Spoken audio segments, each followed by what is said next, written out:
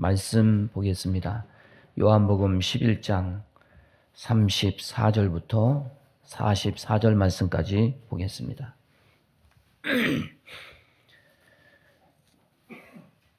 우리 두 절씩 서로 교독하겠습니다. 이르시되 그를 어디 두었느냐? 이르되 주여 와서 보옵소서 하니 예수께서 눈물을 흘리시더라.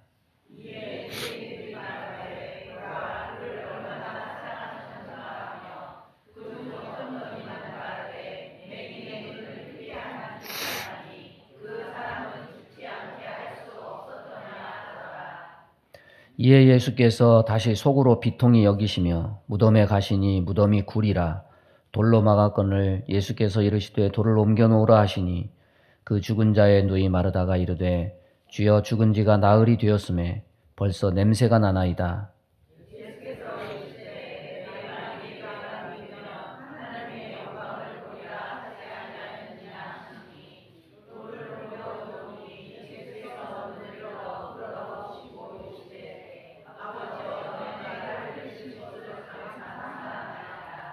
항상 내 말을 들으시는 줄을 내가 알았나이다. 그러나 이 말씀 하옵는 것은 둘러선 무리를 위함이니 곧 아버지께서 나를 보내신 것을 그들로 믿게 하려 함이니이다. 이 말씀을 하시고 큰 소리로 나사로야 나오라 부르시니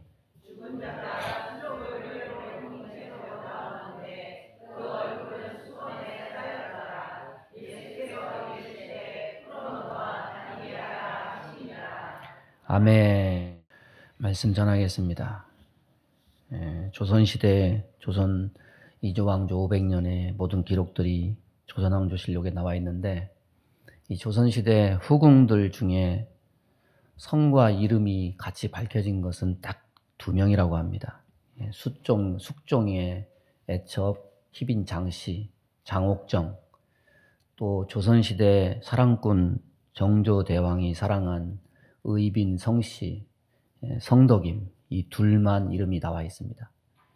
이 두 여인의 사건이 굉장히 드라마로 극화하기에 좋아서 제가 살면서 이 두 여인을 주제로 한 드라마를 주인공만 바뀌어서 한 3번씩은 본 것 같아요. 잊을만 하면은 주인공 바뀌어서 또 나오죠. 성덕임은 정조의 왕비 효의 왕후의 몸종입니다. 그래서 어려서 세자 시절에 그 집에 가서 성덕임을 보고 첫눈에 연모하는데 때가 돼서 내가 너를 연모한다 말았는데 이 몸종이 간이 배 밖으로 튀어나와가지고 정조의 이 제의를 거절하죠. 자기 입장에서는 그도 그럴 것이 중전에 몸종이 후궁이 되면 자기 주인을 배신하는 게 되니까 왕의 노여움을 사서 죽을 각오로 한 말입니다. 그런데 이 정조가 화도 안 내고 15년을 기다려요. 이걸 보면은 왕이라도 못하는 게 많아요. 한 여인의 마음을 바꾸는 것도 쉽게 하지 못하고, 그리고 이걸 통해 알 수 있는 게 뭐냐면 남녀 관계는요 좋아하면 지는 거야. 좋아하면 지는 거야. 그래서 결국에는 중전이 아이를 못 가지니까 조정 대신들이 빨리 후궁을 봐서 후사를 봐야 된다 난리를 치니까 이제 홍구경이 자기 동생을 후궁으로 내주는데 1년 만에 또 죽어요. 그래서 어쨌거나 전후 생략하고 후궁 척지를 승낙한 때 나이, 정조의 나이가 30살이고 또 성덕임이 29이에요. 이게 후궁이 됐으니 얼마나 사랑을 듬뿍 받았겠습니까? 그래서 얼마 못 돼서 후궁 1순위가 돼서 빈으로 책봉이 되고 의빈이라고 칭해집니다. 그러면 둘이 서로 알콩달콩 잘 살았을까? 얼마 동안은 참 잘 살았어요. 의빈이 아들을 낳습니다. 이 아들의 이름이 문효세자입니다. 근데 4년 후에 그때 당시에는 홍역이 큰 병이라서 금지오기업 그 세자가 홍역에 걸려서 죽습니다. 또 세자가 죽은 지 5개월 만에 또 임신을 했는데 뱃속에 둘째 아이를 가진 채 이 의빈 성씨가 죽습니다. 이 왕도 자신이 사랑한 여인 아들을 불과 4년도 채 함께하지 못하고 다 떠나보내요. 그래서 무뇨세자가 죽었을 때 궁궐 가까이에 묘를 두라. 택한 곳이 바로 어디냐면은 우리가 아는 효창공원이에요. 예? 그리고 성덕임이 묻힌 곳도 효창공원이에요. 죽을 때, 이 성덕임이 죽을 때 뭐라고 유언을 남기냐면 세자 가까운 곳에 날 묻어달라. 그 당시의 법으로는 부모와 자식이 그렇게 같이 묻힐 수가 없대요. 근데 정조가 우겨가지고 함께 묻혔습니다. 이 효창원은 원래 우리가 아는 그 공원이 아닙니다. 일제가 창경원을 뭘로 만들었습니까? 동물원하고 식물원으로 만들죠. 1944년에 이것도 공원으로 만들기 위해서 여기 있던 묘를 어디로 이장하냐면 서삼릉으로 다 이전하고 여기를 효창공원으로 바꿔가지고 지금 우리가 아는 효창공원이 된 거예요. 원래는 이 무뇨세자하고 성덕임의 묘가 거기 있었던 거예요. 여러분, 삶에는 분명한 행복한 순간들이 있습니다. 그런데 너무 짧아요. 너무 아쉽습니다. 너무 허망합니다. 정조는 딱 4년 행복했어요. 근데 자신이 왕인데 자신이 사랑한 여인도 그 여인이 품은 자식도 아무것도 해줄 것이 없어요. 경주가 이런 일을 겪고 너무 충격을 받아가지고 20일 동안 정사를 돌보지 못했다. 뭐 그런 말이 전해집니다. 이걸 보면 왕이라도 못하는 것들이 더 많죠. 우리 대부분은 어떻게 보면 결혼해서 이보다는 더 오래 함께 살고 있어요. 그래서 내가 사모에게 뭐라고 그랬냐면 나는 정조보다 10배는 행복한 사람이다. 30년 살았으니까, 30년 넘게 살았으니까. 그런데 살았어도 인생은 아쉬움이 항상 남는 법이죠. 늙음을 피할 수 없고 죽음을 피할 사람이 없습니다. 죽음은 우리에게 있는 모든 것을 다 빼앗아갑니다. 오늘 본문은 나사로를 살리신 이야기예요. 우리는 나사로가 살아난 이야기를 다 압니다. 그런데 단편적으로 생각해요. 아, 죽었다가 살아났다. 이렇게 간단하게 생각합니다. 그런데 살펴보면은 단편적인 이야기가 아닙니다. 나사로의 죽음은 앞으로 살아나실 예수님의 부활 사건의 리허설과 같습니다. 또한 우리가 부활신앙에서 놓치고 있는 많은 부분들을 짚어주는 그런 내용들이 있습니다. 여러분, 부활은 단순히 육체만 살아나는 것이 전부가 아닙니다. 우리가 살아갈 때는 부활신앙을 가지고 살아가야 돼요. 나사로를 살렸어도 그 몸을 온통 칭칭 감아놓은 세마포 붕대를 풀어놓지 않으면 볼 수도 없고 움직일 수도 없듯이 오늘날 우리가 부활에 대한 정보는 알지만 묶여있는 믿음, 갇혀있는 믿음 속에 사는 사람들이 많아요. 풀어놓아 다니게 하라. 이 말씀이 임해서 영과 육이 살아나는 참된 부활신앙의 은혜가 있기를 바랍니다. 오늘 본문 전에 벌어지는 상황은 이렇습니다. 마르다와 얘기하고 28절에 보면 이 말을 하고 돌아가서 가만히 그 자매 마리아를 불러 말하되 선생님이 오셔서 너를 부르신다. 마르다가 마리아에게 한 말입니다. 예수님은 마르다를 위로하신 다음에 이번에는 마리아를 위로하려고 했습니다. 그래서 마리아가 일어나서 예수님께 갑니다. 마르다가 28절에서 가만히 은밀하고 조용히 전했다고 되어 있는데 이때 예수님은 아직 마을에 안 들어왔어요. 마을에 들어오시지 않고 마을 어귀에서 마르다를 만났고 거기에 지금 그대로 계신 겁니다. 그런데 30절 이하의 말씀을 보면 유대인들이 그가 급히 일어나 나가는 것을 보고 곡하러 무덤에 가는 줄로 생각하고 따라갔다. 조문을 온 유대인들이 보니까 마리아가 가는데 어디로 가는지 모르고 무덤에 가는 줄 알고 따라가요. 왜냐하면 그 당시에는 조문객이 뭐 해줬냐면 유족들과 함께 곡을 해줬어요. 여러분, 우리도 옛날에 보면 아이고 아이고 이거 했잖아요. 이 유대인들도 똑같아요. 그 돈 많은 부자들은 곡하는 사람을 불러가지고 알바를 썼어요. 아이고 아이고 대신하게. 그 당시 유족들과 함께 곡해주는 게 조문객 일이었기 때문에 이 마리아가 무덤에 가서 곡하는 줄 알고 따라갔어요. 그런데 마리아에게 전달된 메시지는 뭐냐면 죽음의 장소인 무덤으로 나오라는 것이 아니라 생명의 주님이신 예수님께 가라는 거였어요. 마리아에게도 예수님과의 만남은 이 슬픔과 아쉬움을 호소하는 자리가 됐습니다. 마리아가 예수님을 보자마자 마르다와 똑같은 말을 해요. 얼마나 복받쳐 오르는 슬픔이 있겠습니까? 감정이 복받쳐서 뭐라고 얘기하냐면 주께서 여기 계셨더라면 내 오라버니가 죽지 아니하였으리이다. 여러분, 마르다도 똑같은 말을 했어요. 주께서 여기 계셨더라면 내 오라버니가 죽지 아니하였으리이다. 마르다나 마리아나 똑같은 생각을 하고 있습니다. 예수님이 함께만 계셨어도 오빠가 안 죽었을 텐데. 그래서 오빠와 함께 예수님 앞에서 말씀을 듣고 그런 있던 모든 기억을 떠올리면서 울음을 주체하지 못하고 그 자리가 울음바다가 돼요. 또 뒤따라온 조문객들도 그 모습을 보고 같이 울어요. 예수님도 예외가 아닙니다. 그 자리가 울음바다가 됩니다. 예수님은 심령에 비통이 여기셨습니다. 그리고 마리아를 불쌍히 여기셨어요. 여기 비통이 여기셨다, 이 말은 어떤 의미가 담겨 있냐면 분노가 올라왔다, 이런 의미가 담겨 있습니다. 그렇게 믿음이 없어서 어떡하나, 이런 분노가 아니에요. 그들을 향한 분노가 아니라 이 사람을 이토록 슬프게 하고 괴롭게 만드는 죽음을 향한 분노예요. 사망이 이렇게 인간을 괴롭게 만들 수 있나, 이런 분노입니다. 그리고 오늘 34절에 뭐라고 말합니까? 이르시되 그를 어디 두었느냐, 이르시되 주여 와서 보옵소서. 마리아는 생명의 예수님께 이 슬픔과 죽음이 있는 자리에 와서 보라고 초대하고 있어요. 와서 보옵소서. 이 무슨 말입니까? 여러분, 예수님이 제자들을 부르실 때 뭐라고 초대했냐면 와 보라, 이렇게 초대해요.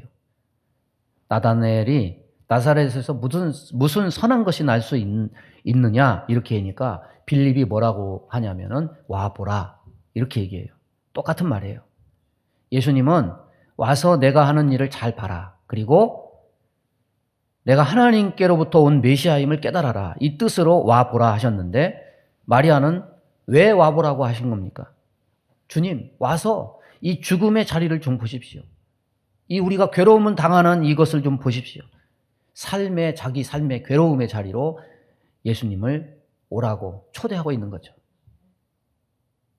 근데 사실 이거는 우리가 다 괴로움 당했을 때 우리가 기도하면서 아니면 길 가다가 탄식하면서 하는 소리예요. 주님, 지금 내 상황을 안 보세요? 저 좀 보세요. 안 보이세요? 물론 예수님은 다 아십니다. 우리의 괴로움을 예수님이 왜 몰라요? 다 아셔요. 주님, 내가 너무 괴로워요. 내가 너무 힘들어요. 주님, 저의 상황을 좀 보세요. 우리는 그래도 다 주님이 아시는 줄 알지만은 그래도 주님께 그렇게 기도할 때가 있어요. 주님이 모르시니까 와서 보라는 게 아니고 우리의 마음을 주님께 호소하고 아뢰는 거죠. 주님, 무슨 죄가 있어서 저 사람들은 저렇게 끔찍한 일을 당하고 나는 무슨 죄가 있어서 이런 험한 일을 당합니까? 요즘에 여러분 그런 일들이 얼마나 많습니까? 갑자기 길 가다가 내 의지나 생각과 상관없이 갑자기 사고로 죽고 억울한 일 당해서 얽혀서 나는 아무것도 한 게 없는데 얽혀서 가는 그런 일들 많아요. 여러분, 전쟁이라는 건 점점 참혹하죠? 지금 뭐 어제 신문 보니까 이스라엘하고 미국하고 이란하고 뭐 서로 이제 전쟁을 하고 막 중동이 지금 난리가 났어요. 거기 있는 그렇게 전쟁하고 하면은 정치인들은 그렇게 결정을 하지만 불쌍한 사람이 누구예요? 국민들은 그냥 휘말리는 거죠.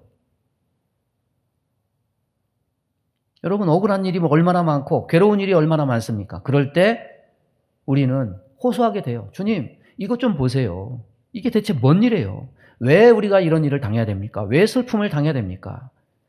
악인이 득세할 때 하나님이 살아계시면 저 악한 자를 왜 그대로 두십니까? 좀 와서 보세요. 직접 보시고 뭐라고 설명을 좀 해주세요.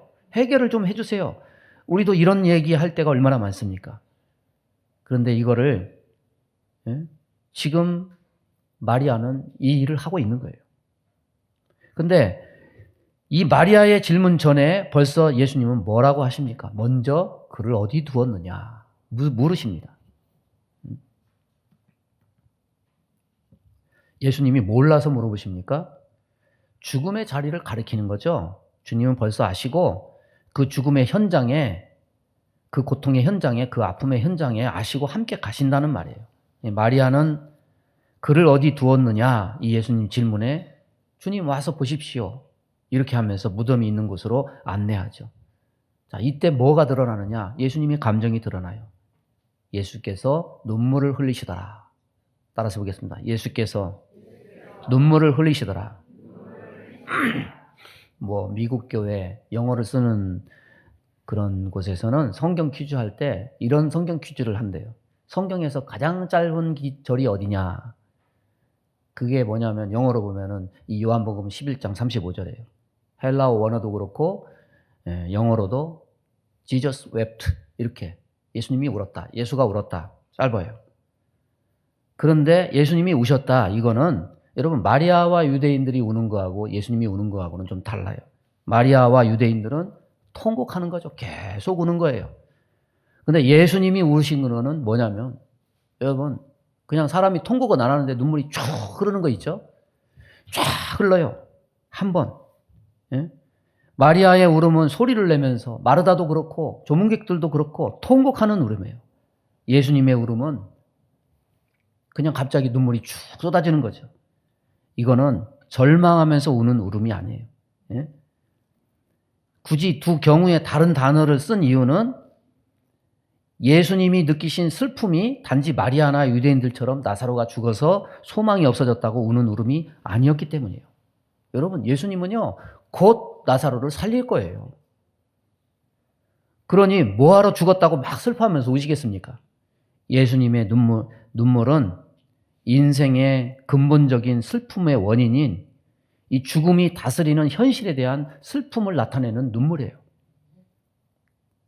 여러분, 아직도 하나님의 백성이 죽음의 영향 아래에 놓여져서 죄를 짓고 있는 현실을 향한 슬픔이에요. 소망 없는 슬픔이 아니에요. 그러나 주님은 인간이 죽음 아래에 놓여 있고 고통 아래에 놓여 있는 현실을 주님은 아십니다. 그래서 우리 인생의 슬픔을 아시고 함께 울어주시는 분, 그분이 누구시냐? 예수님이시다. 우리의 고통을 보면서 주님은 우리의 슬픔을 아시고 슬픔을 모르시는 게 아니고 우리의 괴로움을 모르시는 게 아니고 그를 어디 두었느냐 물으시고 그것을 봤을 때 눈물을 흘리시면서 우리의 모든 것을 아시는 분이다.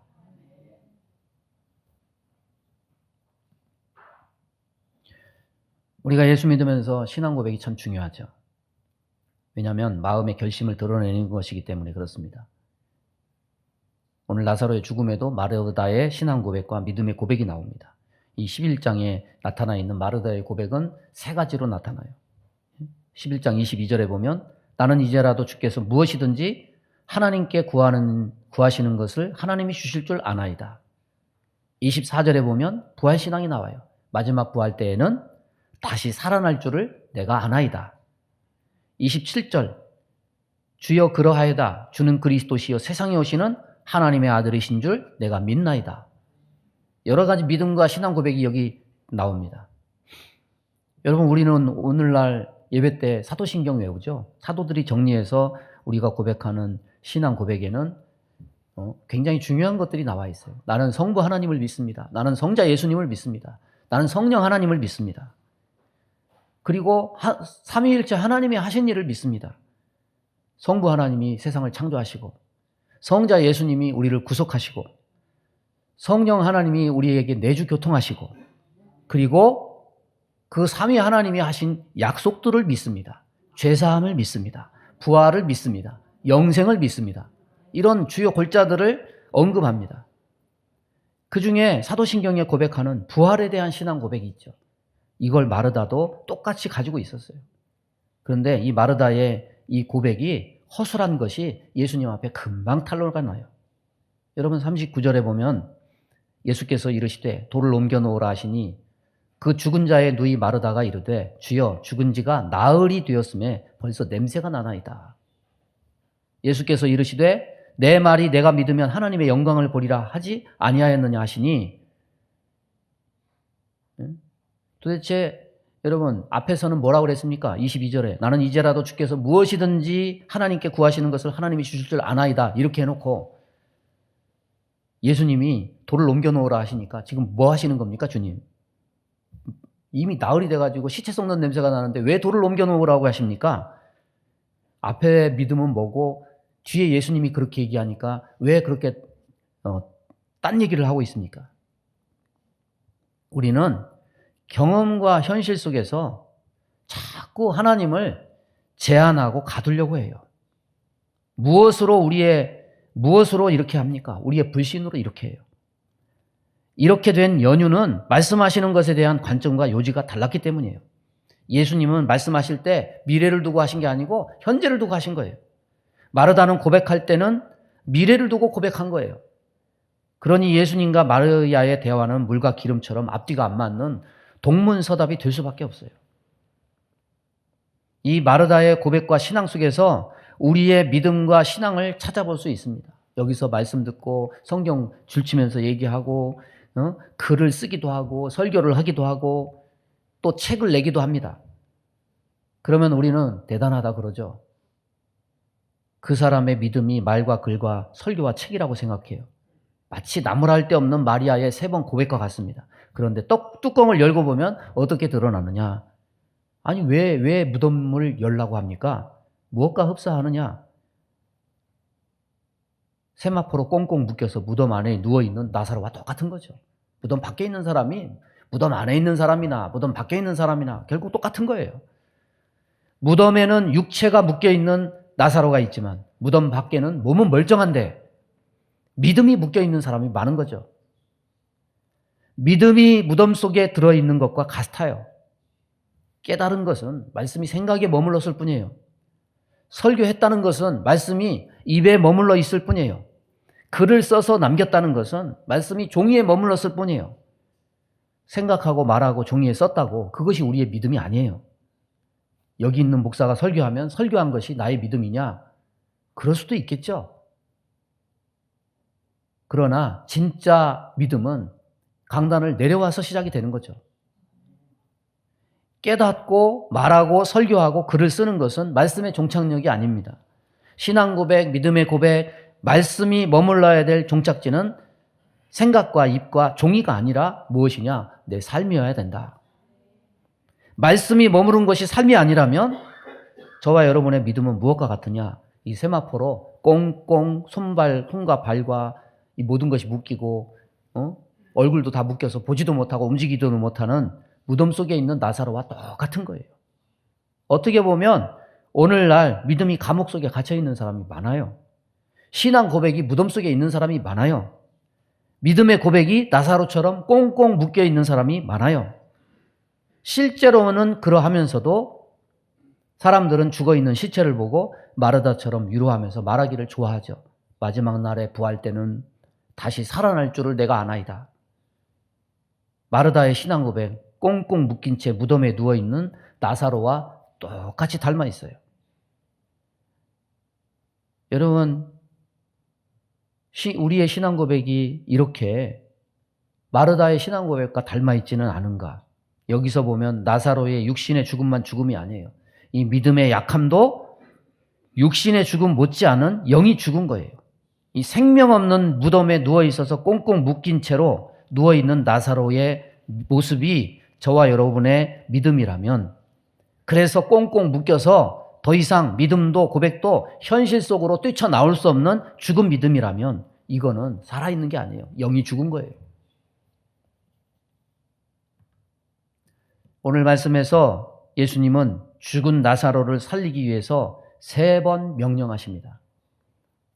따라서 해보겠습니다. 돌을 옮겨 놓으라.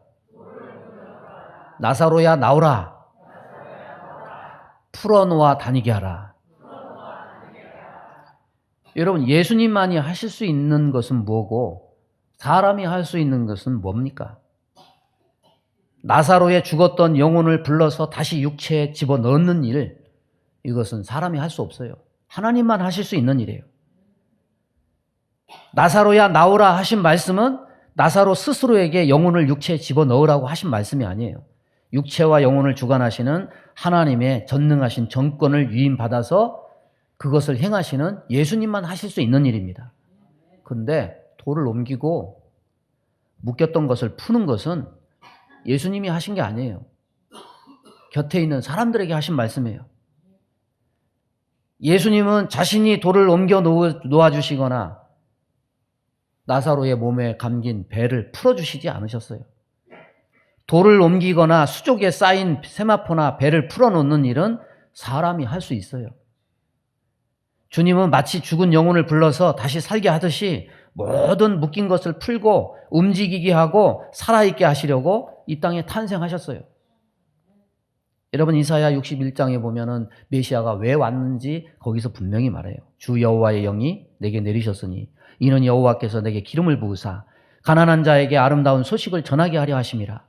나를 보내사 마음이 상한 자를 고치며 포로단 자에게 자유를 갇힌 자에게 노임을 선포하며 여호와의 은혜의 해와 우리 하나님의 보복의 날을 선포하여 모든 슬픈 자를 위로하되 무릇 시온에서 슬퍼하는 자에게 화관을 주어 그 죄를 대신하며 기쁨의 기름으로 그 슬픔을 대신하며 찬송의 옷으로 그 근심을 대신하시고 그들이 의의 나무 곧 여호와의 심으신 그 영광을 나타낼 자라 일컬음을 받게 하려 하심이라.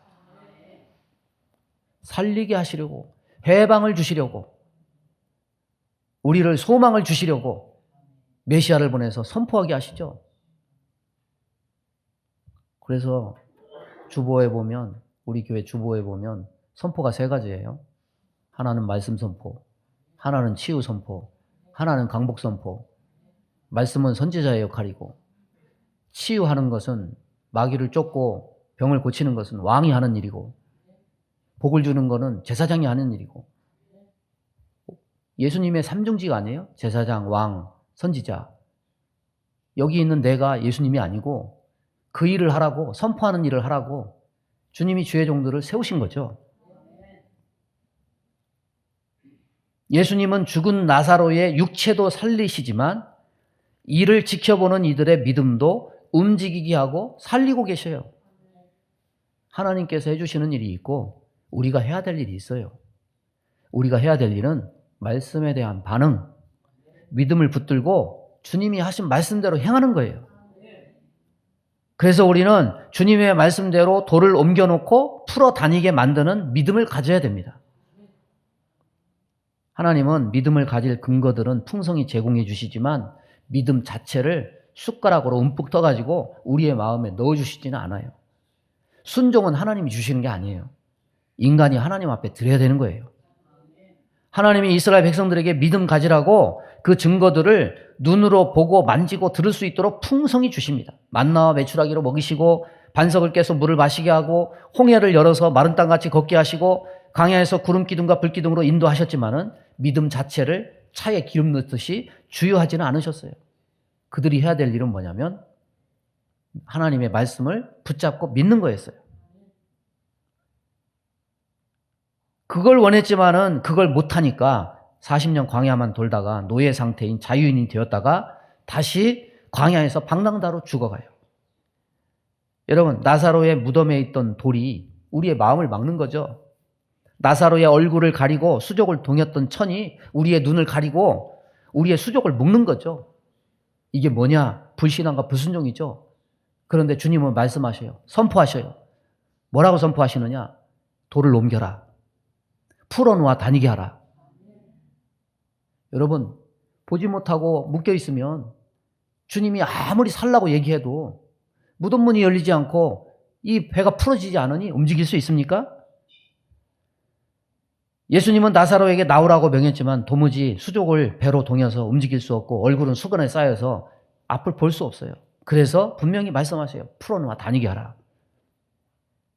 예수님이 죽음에서 생명으로 이끌어 주셔서 천국길을 향하고 있지만 과연 우리가 행하고 있는 것은 무엇인가? 여러분, 죽고 나면 예수님이 부활하실 것이다. 그것만 부활 신앙입니까? 아니죠. 살아있는 동안에 부활 신앙을 가지고 살아야죠. 돌을 옮기시기 바랍니다. 눈을 가리고 몸을 동이고 있는 이 배를 풀어야 돼요. 우리 마음 앞에 버티고 있는 불신앙, 불순종의 돌덩어리가 너무 크고 무거워요. 우리 수족을 묶고 있는 것들이 너무 많아요. 우리의 눈과 얼굴을 가려서 방향 감각을 상실케 하는 것들이 너무 많아요. 세상에 묶여 있고 세상 것들에 온통 머리를 다 싸매고 있어서 마음이 둔해져 가지고 어디로 가야 될지도 모르고 어디를 봐야 될지도 모르고 뭘 들을지도 모르게 돼요. 그러니까 명목상 말로는 예수 믿는 사람이라고 하고 마지막 날에는 다시 살 줄 믿습니다. 그래도 엉뚱한 거 대매고 엉뚱한 말을 해요.